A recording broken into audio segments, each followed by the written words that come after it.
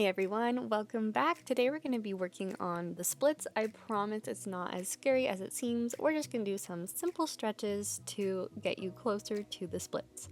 So we're going to start in a wide seated straddle, leaning forward with a flat back, listening to your body as you go. You want to make sure that you're not pushing too hard, but that you're also getting a decent stretch.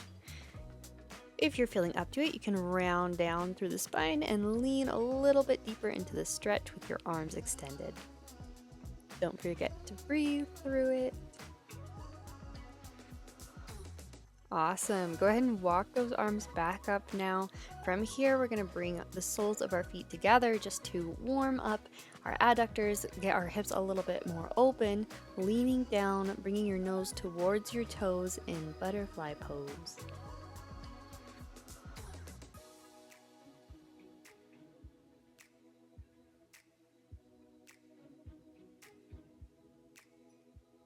Good way to hold it. We'll come right on up and we're going to straighten out our legs.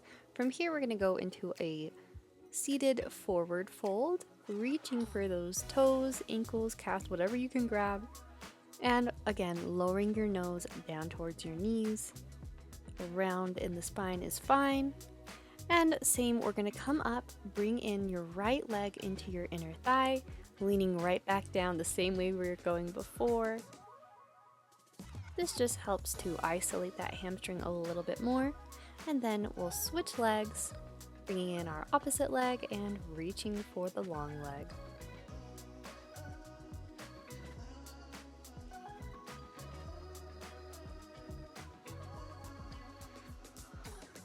Great work. Go ahead and sit up nice and tall for me. You're going to come into a tabletop position and we're going to just slide our right leg through and up. So you're coming into a 90-degree angle and then exhale, sinking down into a crescent lunge.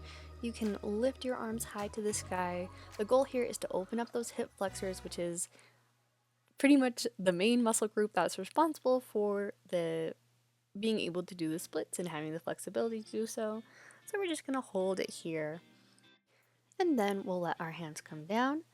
You're going to bring your glutes back and then straightening out that front leg. You want to try to keep your back somewhat flattened at first, but then we'll round down again and bring the nose again towards the knee.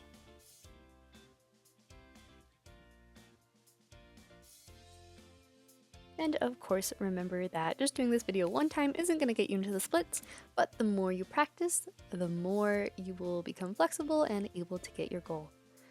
From here, we're going to go back into that crescent lunge on the same leg. We want to give it another chance to open up for us. Breathe some calmness to your muscles.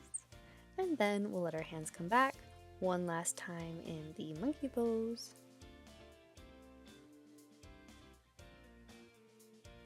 We'll keep giving it a nice good hold there, and then when you're ready to move on, we'll walk our hands forward. You're going to heel toe your foot underneath you so that we can come into pigeon pose. You want to have your back leg extended long, looking up to the sky for a few breaths before exhaling and coming down into a full-on pigeon. And you'll just hold it here once again.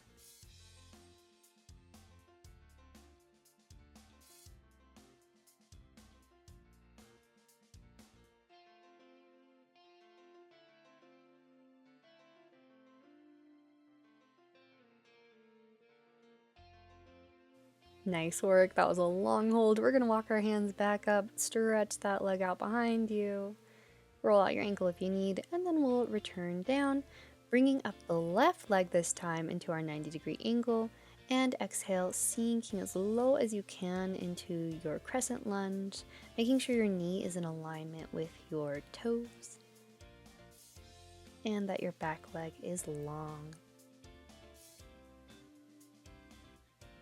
If this is incredibly hard to have your hands up, you can always bring your hands to your thigh.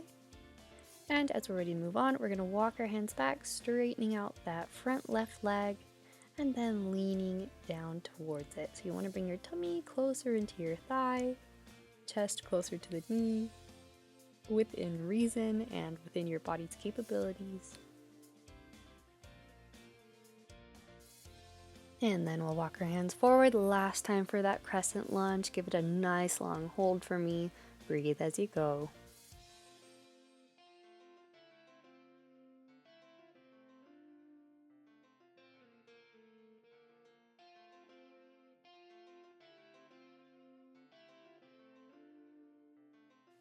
Great work. Last time going back with that straight leg, leaning even a little bit deeper if you can, but ultimately doing what's best for your body, it will definitely tell you.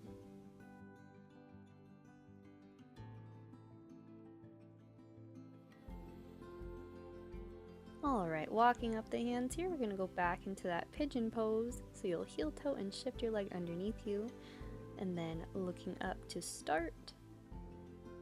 By the way, if this is really intense, you can bring your ankle closer into your body and gradually work your way outwards as you advance. But when you're ready, exhale, lay down your chest. It should be stacked right on top of your thigh, and give it a good breather.